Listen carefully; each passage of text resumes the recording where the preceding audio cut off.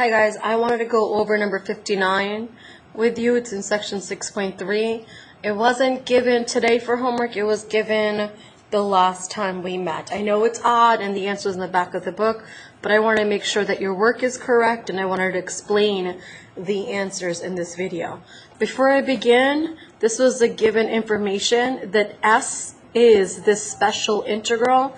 This is the graph of the integrand. So this is the graph of the integrand, and S is the integral from 0 to t f of x dx. So you know that S prime, from the first fundamental theorem of calculus, S prime is f of x. So this right here is S prime, and it did say that S represents the position, so the derivative of the position, this is just velocity. This is just the graph of velocity. All of this is due to the first fundamental theorem of calculus. Before I begin answering the questions, I just want to make some sense out of this graph in the most simple terms ever, considering that this is a graph of velocity, which is based on the theorem, the first fundamental theorem of calculus. Let's talk about what my velocity is showing. So again, this has to do with linear motion. This is my number line. This is the origin. That's 0.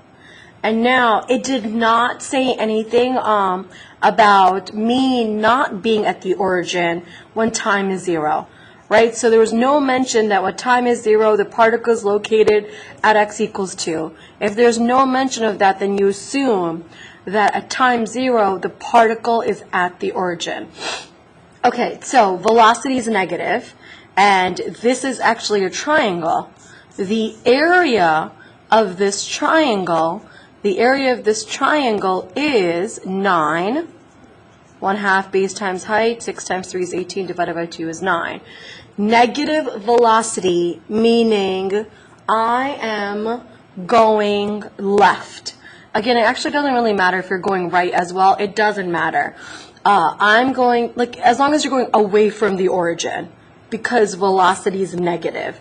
So I'm going to go left just to make it more simple. I think that velocity being negative, you're walking left.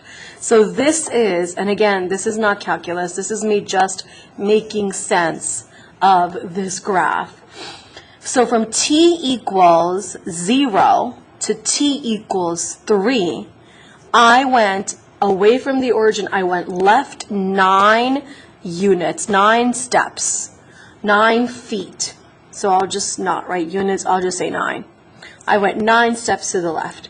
Then my velocity at t equals 3 is 0, and then my velocity becomes positive, meaning I change direction.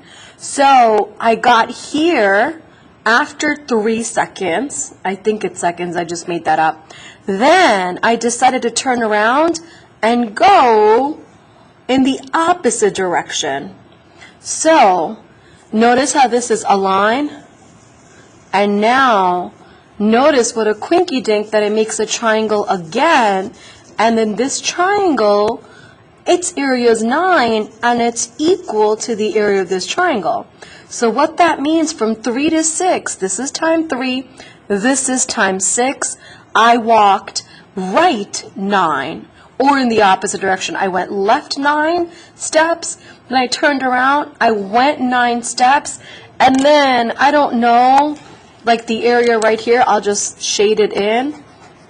I don't know this area, but that area represents, let's say, this distance, and I don't know what that distance is, because I don't know the area of it. And then my trip ends at 9, or whatever this decimal is, 9.1. So, went back 9 steps, went forward 9 steps. This is where I was back where I started, my starting spot at 6 seconds. And then from 6 to 9, I kept on going in that direction. Okay, so went this way, and then turned around, got back to where I started, and then continued to walk. All right. So for part A, this is where you would discuss that, because it's asking for velocity. This is where you write down that due to first FTC, fundamental theorem of calculus, the graph given S f of x, the graph given, is the derivative of s prime, which in this case represents velocity. It's kind of awkward to write down t for velocity, so wait, hang on one second. It is going to be in terms of t. Sorry about that. It is going to be in terms of t. The derivative is in terms of t, so it's all about t. It's all about t. Okay. And then, so what is the particle's velocity at time t equals 3? V of 3, if you look at the graph, is just 0. That's easy. The acceleration of the particle at time t equals 3, positive or negative, and you're going to write down, again, this is the graph of velocity. V prime of t equals a of t. Let's mention that.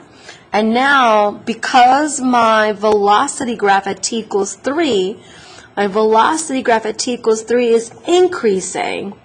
Am I doing this right? Yep, because it's increasing. I am doing this right.